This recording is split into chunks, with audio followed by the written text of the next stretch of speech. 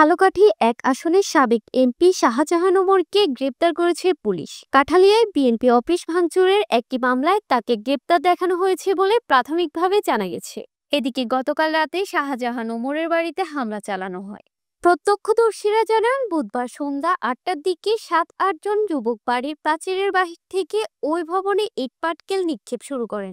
এতে পূর্ব পাশের ভবনের সামনে দুটি ও উত্তর পাশের একটি গ্লাস আংশিক ভেঙে পড়ে।